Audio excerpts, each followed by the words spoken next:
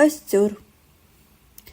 В детстве я не ходила в походы, но я и не была лишена общения с природой. Летом я жила на даче, в потрясающем месте, на Кавказских высотах. Ездила на велопрогулки с соседями и их детьми, купалась, строила базы на болотах, варила зелья, а некоторые даже пробовала. Мне всегда хотелось иметь волшебные силы, как у колдуньи или ведьмаков. Но зелья были сварены некомпетентными зельеварами и предполагаемых эффектов не имели. Впрочем, не имели и побочных. Природа снисходительно смеялась над своими детьми и клала в их руки только безопасные травы и корешки. А воду давала непременно из самых чистых, студеных, болотных источников. Природы в моей жизни всегда было много, но мне хотелось большего. Как только я достигла того возраста, в котором сама могу решать, когда и в чем мне ходить купаться на наше Кавказское, я сразу воспользовалась новыми компетенциями, самым лучшим образом. Начала купаться голышом. Я предполагала, что ощущения будут другими, но этот опыт превзошел все мои ожидания. Такое купание в разы эффективнее, снимает стресс с тела и ума. Вода обнимает и скользит по телу абсолютно беспрепятственно. Ощущение растворения, единение с сутью воды. Ощущение настолько интенсивное, что навевает легкое волнение и оцепенение пред масштабом того, во что ты вошел и с чем сливаешься. Но оно того стоит. Особенно приятно ходить купаться голышом ночью, если и есть самый доступный способ ощутить, каково это – плавать в космосе, в темени звездного неба, то вот он – ночь. Вода ночью, как правило, настолько спокойна, что превращается в зеркало, а его рамка, холмистый лес далекого берега, настолько тонка, что в темноте почти теряется из виду, создавая зрительное ощущение бескрайнего космоса, в котором есть точечка, ты, и расходящиеся кольца, взволнованный гостем водно-звездной глади. Главное не оборачиваться, пока сполна не насладишься этим эффектом. Картина за спиной быстро возвращает в реальность. Впрочем, лишь немного уступающую по красоте этой космической. Берег моего облюбованного пляжа славен золотым песком и соснами-великанами, держащими холмистый берег и играющимися, как мышцами, оголенными корнями на 2 метра, вынесенными из песка наружу. В очередной раз, оглянувшись из воды на своем ночном купании, я поняла, что сегодняшнюю ночь будет прохладно. Поход долго был в списке моих желаний. У меня была определенная ассоциация на слово «поход». Ночевка на природе и костер. Я вышла из воды, накинула просторную дачную одежду и начала заниматься сбором материалов для костра. В темноте все казалось единым полотном, выхватить из которого хоть что-то взглядом довольно нелегко. Я открыла в глубоких карманах своих и нашла там мобильник и включила фонарик. Теперь и на нашем берегу зажглась звездочка. Может, можно расширить космос так, чтобы он охватил и наш берег? Я задумалась, сколько нужно еще зажечь таких фонариков, чтобы спародировать эту необъяснимую композицию? Много больше, чем я могу себе представить. Дело в том, что когда смотришь на небо, некоторое время понимаешь, что количество звезд на нем пропорционально времени, в течение которого ты всматриваешься. С каждой минутой проявляются все новые и новые звезды. менее яркие, но все же существующие. Никакими фонариками не добьешься этого эффекта. Эффект смиренного наблюдателя. Так я назвала для себя это видение. Можно быстро глянуть на небо, ухватив самые яркие звезды взором, и оставить свою звездную карту, думая, что такого взгляда достаточно, чтобы постичь суть звездного неба. Да что тут всматриваться? Где ярко звезда, где темень нет звезды? Раз, два, три, 4, 10. В этом участке их 10. Что я еще должен увидеть? Дело в том, что в таком взгляде нет смирения с тем, что не все очевидно, с тем, что время течет, несмотря на то, смотришь ли ты долго на звезды или предпочитаешь тратить его на что-то более полезное. Оно течет. И течение более масштабно, чем мы можем себе представить. Ведь время идет рука об руку с событийным рядом жизни. Они танцуют, и красота этого танца должна тронуть твою душу.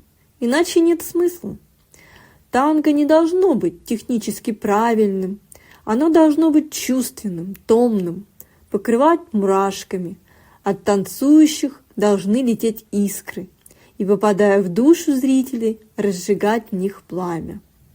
Что-то я заговорилась. Вернемся к смиренному наблюдению. Короче говоря, пока ты признаешь, что ты ничего не знаешь об окружающем мире, даже если ты кандидат наук, новое для тебя не проявится.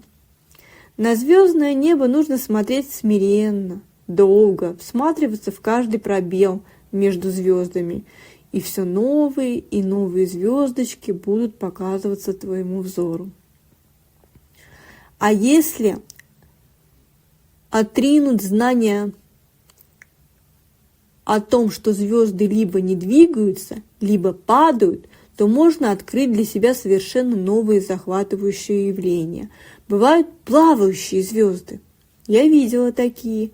Они размеренно плывут в ночном небе, пересекаясь со своими замершими сестрами.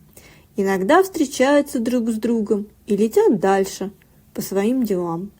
Иногда они замирают, будто переводя дух, а иногда резко исчезают из виду.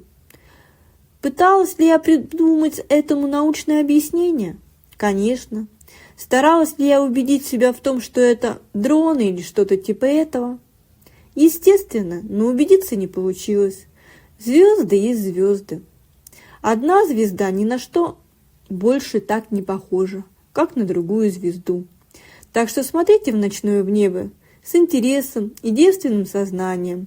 Отодвиньте на время все свои исключительные знания и просто посмотрите. И вдруг та звезда, в которую вы всматриваетесь, не выдержит этого пристального взгляда и, заливаясь смехом, полетит к подружке, да расскажет о таинственном наблюдателе, что так долго внимал ее свету и очень засмущал. Они сделают круг над лесом и замрут, быть может, засмотревшись на свое отражение в глади земного озера. Затерявшись в своих мыслях, я сама не заметила, как собрала целый ворох веток и щепок и даже приволокла огромное бревно. Правильно говорят, что мозгу иногда не стоит мешать телу выполнять свою работу. Пусть каждый занимается своим делом. Я собрала домик из веточек, пропихнула внутрь одной стороной бревно и заткнула щели сухими листьями и травой, оставив пару отверстий снизу для поддува. Когда все было готово, я спустила руку в карман, и тут для меня дошло, что с собой у меня нет ни спичек, ни зажигалки. А разжигать огонь палочками я не научилась. Я ведь ни разу не была в походе. Положение казалось безвыходным. Я села на песок поближе к воде, подальше от костра, и принялась всматриваться в небесно-водяной космос, дабы убрать из поля зрения свидетельства своей неудачи. Оказалось, что когда сидишь на берегу воды Эффект космоса становится еще интереснее. Бескрайнее пространство ощущается так же, а берег становится кораблем, на котором ты рассекаешь космические просторы. Сосны, улавливаемые боковым зрением, это высокие мачты, а камень, выглядывающий из песка на мелководье, это нос моего корабля, а я капитан. Мой корабль огромен, а космический простор, который я на нем исследую, и вовсе нескончаем. И это делает нас с кораблем такими маленькими, что даже сосны мачты кажутся мне по росту. Этот новый опыт так меня захватил, что я не заметил, как на моем корабле, то есть на пляже, появился кто-то еще. Появление стало для меня заметным только тогда, когда меня окликнули. «Эй, там, на берегу!» Я вздрогнула и обернулась. Меня застали врасплох. Вообще-то я на корабле. Надо же, не вижу шляпы капитана и резаного штурвала. Голос был вроде мужской, но в нем было столько воздуха, что я бы поклялась, что со мной разговаривает вечерний бриз. Но в темноте я видела и силуэт, и движение.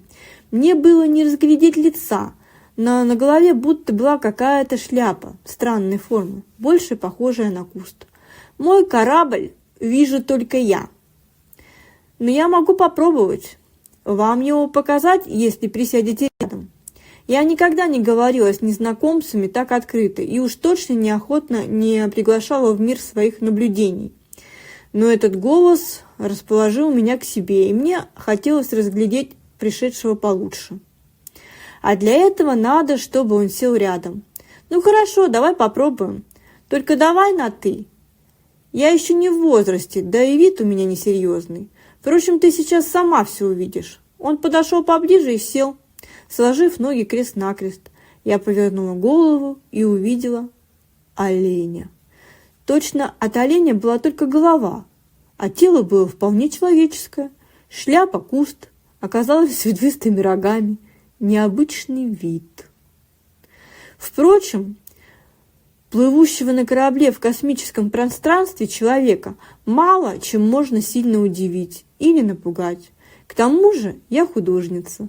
На экране моего ноутбука и на белом полотне бумаги я повидала столько причудливых существ, что это стало для сознания в какой-то мере обыденностью.